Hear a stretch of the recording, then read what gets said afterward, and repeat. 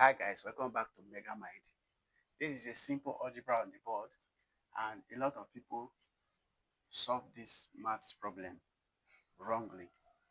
Example of the way they solve it wrongly is something like this.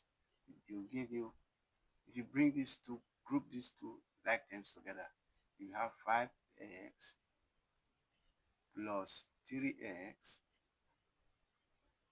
minus 2 minus 7. Then this will give us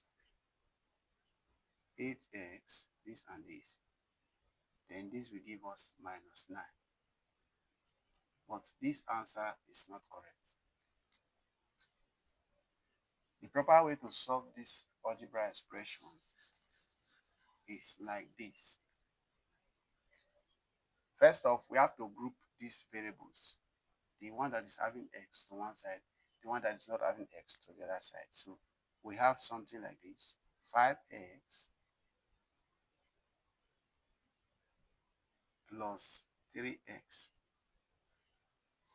Then plus, we have our minus 2 plus 7. Now, what are we going to do next? This will give us 5x plus 3x will give us 8x. And this will give us